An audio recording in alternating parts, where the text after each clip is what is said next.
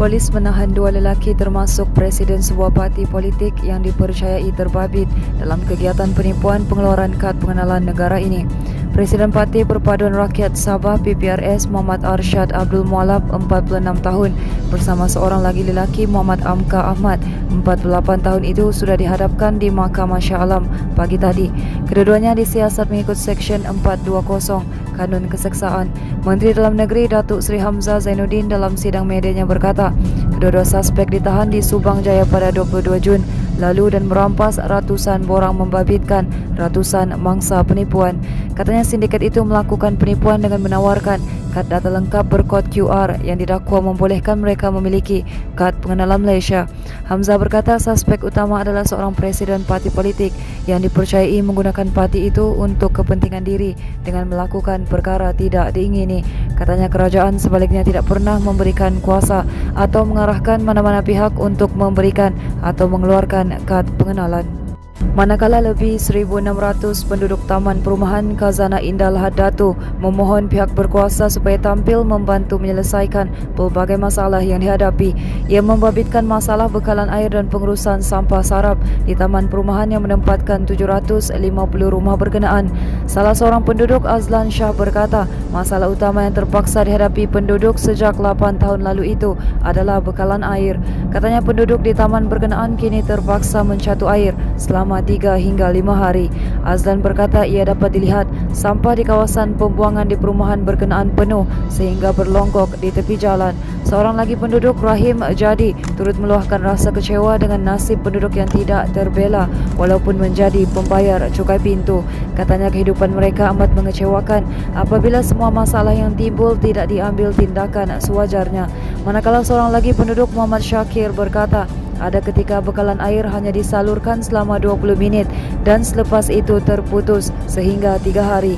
Menurutnya penduduk sudah untuk berjumpa dengan pelbagai pihak namun sehingga kini tidak membuahkan hasil. Giant killer yang pernah menumbangkan bekas Ketua Menteri Sabah Tan Sri Haris Saleh pada pilihan raya negeri 1985 dilaporkan meninggal dunia awal pagi tadi. Nama bekas ahli Dewan Undangan Negeri Adun Melalap Datuk Kadoh Agundong itu mula dikenali selepas kejayaannya menewaskan Haris yang ketika itu adalah Ketua Menteri Kerajaan Berjaya di Tenom. Berikutan kemenangan itu, Kadoh 74 tahun dilantik sebagai Menteri Kerajaan Tempatan dan Perumahan Sabah pada 1985 hingga 1986 dan Menteri Kebudayaan, Belia dan Sukan Negeri dari 1986 hingga 1990 di bawah Kerajaan Parti Bersatu Sabah pimpinan Tan Sri Joseph Bairin Kitingan. Berita kematiannya mula tersebar di media sosial sejak pagi tadi dengan rata-rata netizen menyatakan rasa kehilangan terhadap seorang pemimpin yang pernah mencipta sejarah menewaskan seorang Ketua Menteri yang dianggap sangat berpengaruh pada ketika itu. Selepas bersama PBS, pemimpin masyarakat Murut itu juga pernah menyertai Parti Bersatu Rakyat Sabah dan yang terakhir Parti Warisan. Berita Mahkamah Tinggi Tawau hari ini menjatuhkan hukuman penjara 28 tahun dan 22 sebatan ke atas seorang lelaki kerana merogol kanak-kanak perempuan berusia 7 tahun di Semporna pada April tahun lalu. Tertuduh Muhammad Tahir Abraham 22 tahun yang tidak memiliki sebarang dokumen pengenalan diri dijatuhkan hukuman itu di hadapan Timbalan Pendaftar Mahkamah Tinggi Tawau Amir Shah Amir Hassan. Berdasarkan fakta kes, tertuduh didakwa merogol mangsa pada 6 April 2021 di kawasan Semak berhadapan rumah mangsa di Kampung Tampi Sempurna. Tertuduh didakwa menumbuk, menampar dan mencekik mangsa sehingga pengsan sebelum dirogol dan kemudian meninggalkannya di lokasi kejadian. Laporan polis dibuat oleh nenek mangsa pada keesokan harinya setelah penduduk kampung menemui cucunya yang hilang semalaman di lokasi terbabit. Sepasukan polis dari Ibu Pejabat Polis Daerah Sempurna, Cawangan Jabatan Siasatan Jenayah kemudian berjaya menahan tertuduh pada keesokan harinya. Pemeriksaan pihak hospital mendapati terdapat koyakan baru pada kemaluan, lebam pada mata, muka patah tulang selangka selain patah gigi akibat tumbukan tertuduh. Kes disiasat mengikut Seksyen 376(2)(I) Kanun Keseksaan dan Seksyen 325 Kanun Keseksaan dan 326 Kanun Keseksaan. Seterusnya, Jabatan Perkhidmatan Kebajikan Am JPKS Sandakan memohon bantuan orang ramai untuk mengesan keluarga atau waris seorang kanak-kanak lelaki berumur 3 tahun yang ditinggalkan ibu kandungnya kepada seorang wanita di rumahnya di Kampung Air Sandakan pada 2019.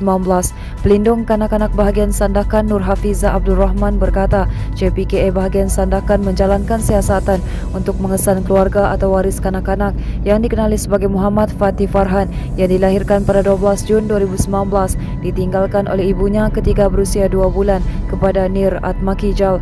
Katanya ibu kandung kanak-kanak itu yang bernama Nur Aisyah berbangsa Sungai yang menetap di Kampung Karamunting tidak dapat dihubungi sehingga hari ini. Katanya penjaga kanak-kanak berkenaan telah membuat laporan polis pada 18 Mei 2022 berhubung kes ini.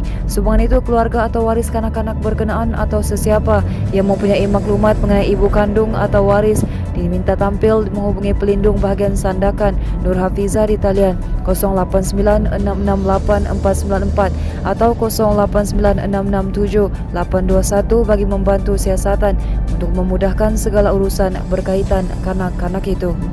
Teruskan bersama kami, desoka.com, berita komprehensif.